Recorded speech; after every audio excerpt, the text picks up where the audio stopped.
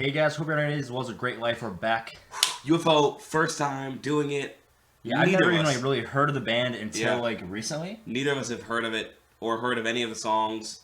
I mean, really only came about it recently, so. Yep, and somebody suggested Rock Bottom, a live version at Strangers in the Night, so let's go ahead and dive into it, man.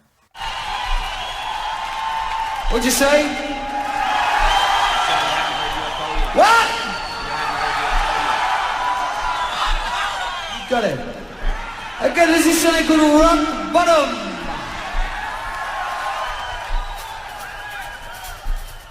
Alright, that hi-hat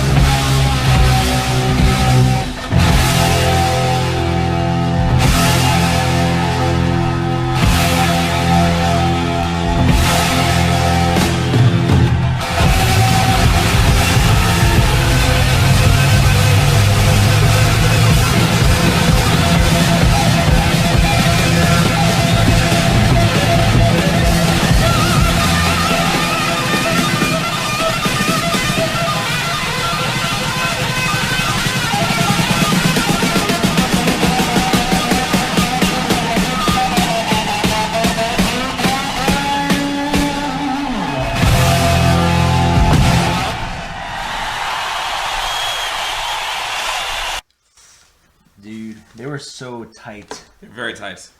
The drummer, the entire time, like the second the drummer like actually came in, I was like, oh, it's one of those drummers, like just that good. Like we were very, like, very wow, good. they're that good. You know what His I mean? tone. So I believe I read earlier, Michael Schenker is the guitarist for this. I have no idea if they will clarify. Pretty sure it's Michael Schenker. Great tone, impeccable tone. I think the first time I've ever heard any of his guitar work. Dude, his play style was wild. Yeah, he's one of those like flashy guitar players, but not to the extent of like a. We just watched the Van Halen thing with Eruption. He's not flashy in the way of like, just show offy. I mean, of course, we're not watching the video, so maybe he is. But as far as pure, He sounded like style, he was just doing his thing. Yeah. Like looking down and just like going Yeah. off. You know what I mean? I mean, I thought his tone was impeccable. I thought his playing was incredible too. And I like how when you have a guitar solo that's more than honestly more than a minute and a half. It's really hard to keep it's it hard interesting. It's hard to keep it interesting. Exactly. Like to keep the attention of the listener. But he did an amazing job at just keeping it like one of the things that I loved is that different. at the very start of the solo, there is the fast picking art like notes. Yeah. It was like rising up notes, right? They went up and they went back for a second. Yeah, and so it was like this big build up before the solo, and that happens a lot in guitar solos, and usually that signifies, okay, to the listener, you're about to hear this crazy ripping guitar solo. But it literally built up, and then instead of going right into it, it just died down, and he was just kind of noodling a little bit. I loved that. I love that false build up, back down. Like it made the time when it did build up and have him actually execute it. Yeah. It made it so much better. So. And I really do want to point out the keyboard behind the guitar solo. Yep. The guitar solo itself is impeccable. Literally just impeccable support for it. Just amazing. And the drums behind the guitar solo also. Like the foundation in which he was dancing on top of. Yeah, he was. So Michael Schenker did phenomenal, but I will say, without the foundation of the rest of the band, it wouldn't have been able to be nearly as good. 100%. It's just really just built it up for him. But that was amazing. I'm trying to think of what I want to rate it, dude, because this is like. You want me to go? I feel like you rated the last couple first. Yeah, go ahead, dude. I'm thinking 8.7. Now I think that because I love the solo, I love the whole thing, but I do think in a few places it was redundant as far as what exactly he was playing. Like a lot of his licks were very similar. Yeah. Now it was well orchestrated. I loved it. A lot of it sounded kind of like scales runs in a way. Yeah, and so up, down, up, down. Still incredibly impressive. I loved his tone. I thought that was really good, but I also thought at the same time the song itself didn't particularly blow me away. Right. It was cool. This is definitely my style of guitar work. As from the very intro riff to the solo, that's something that I really love. But I also think because there's so many of this type of thing where it's like kind of riff rocky, like really it's riff rock, riff rock with a fucking killer solo. Well, at that point, the year in which it came out would become relevant. You know what I mean? Yeah. When did they do this type of thing? I don't actually know. So I don't know either. But at least to my ear, I've heard a bunch of this sort of stuff, like not to this caliber, all of it. But in my mind, when I'm listening to something like this, because it's so prevalent, I want something that sticks out even more. Now the solo really did that. But I think it could have maybe brought up another point if it was. That's what you're saying. Dude, I'm gonna give it like a 9.5. Okay. Just because it just slapped, dude. Yeah. In terms of like a live performance, how tight they were, like how there were certain sections of that guitar solo where it felt like so climatic, like oh shit, he did that. You know what I mean? Not a lot of musicians have moments like that, like really where you hear them do something like, oh shit, they just did that. That was insane. Like I wasn't expecting them to blow me away that much by doing this little thing or something like that. So there were I think 3 moments, climatic moments like that in terms of his guitar work. Like one where he went he made it wail with the drum, twice, two different notes in a row, with the drum, and it just. So 9.5, dude. All right, man. Well, that being said, some great UFO. If there's some good live stuff you want us to check out, there's another some studio stuff, some better songs that you want us to hear from that. Let us know. If you got anything else, let the people know where to find us. That's it. Yep, 100%. Oh, we want to comment, ring the bell for notifications to see anytime we post. And with that said, we'll see you guys next time. Have a fantastic day. Catch you later. Dude, that song was actually really good. I'm glad it wasn't a waste of time. Yeah, it was really good. But I did agree with what you were saying. Yeah, so I'll add this to the solo itself. Was good, but it's also